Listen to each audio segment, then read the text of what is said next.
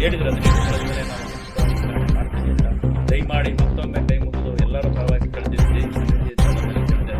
ದಯಮಾಡಿ ರಾಜ್ಯದಲ್ಲಿ ನಮ್ಮ ಅತ್ಯುನ್ನತ ಸ್ಥಾನನ ಮಾಡಬೇಕು ಈ ದೇವಸ್ಥಾನ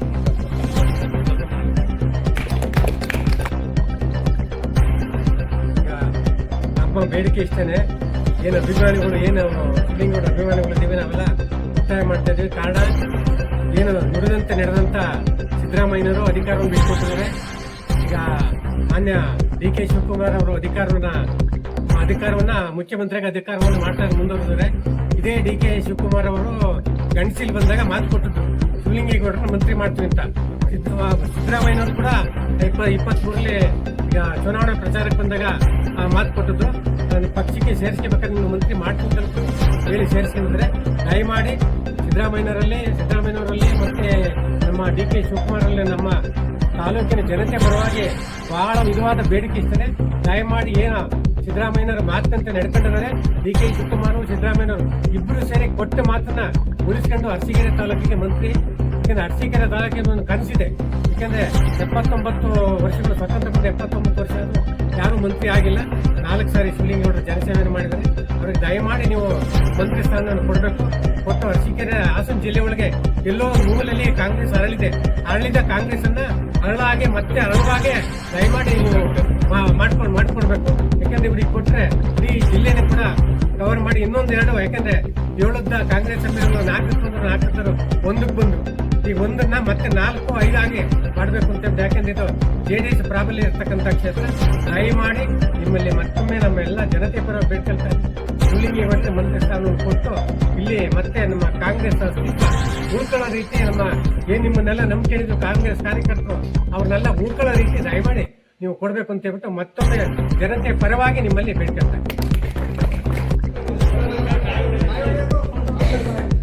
ಎಲ್ಲರೂ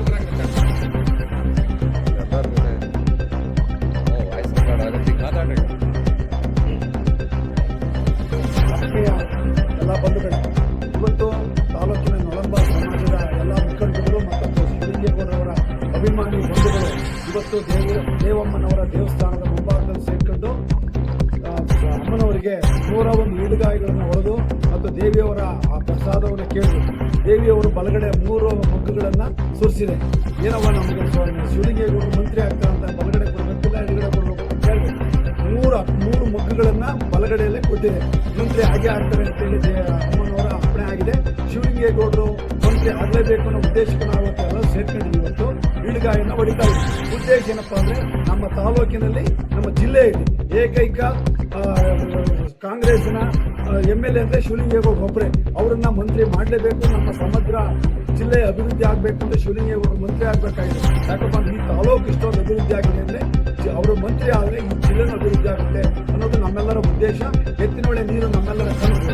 ಎತ್ತಿನೊಳೆ ಈ ತಾಲೂಕಿಗೆ ಬರಲೇಬೇಕು. ಶಿವಲಿಂಗೇಗೌಡರ ಹೋರಾಟ, ಕುಡಿಯ ನೀರಿನ ಹೋರಾಟ, ತಾಲೂಕಿನ ಎಲ್ಲಾ ಹಳ್ಳಿಗಳಿಗೂ ಸಹ ಕುಡಿಯ ನೀರನ್ನು ಈಗಾಗಲೇ ಕೊಟ್ಟಿದ್ದಾರೆ. ಎಲ್ಲಾ ಊರಿಗೆ ಕಾಂಕ್ರೀಟ್ ರಸ್ತೆಗಳನ್ನು ಮಾಡಿದ್ದಾರೆ. ಎಲ್ಲಾ ರೀತಿಯ ಅಭಿವೃದ್ಧಿಗಳನ್ನು ಮಾಡಿದ್ದಾರೆ. ಅದೇ ರೀತಿ ಮುಂದಿನ ದಿನಗಳಲ್ಲಿ ಅವರು ಮಂತ್ರಿ ಆದರೆ ನಮಗೆ ಎತ್ತಿನೊಳೆ ನೀರು ಈ ವರ್ಷದೊಳಗೆ ನೀರು ನಮಗೆ ಬಂದೇ ಬರುತ್ತೆ.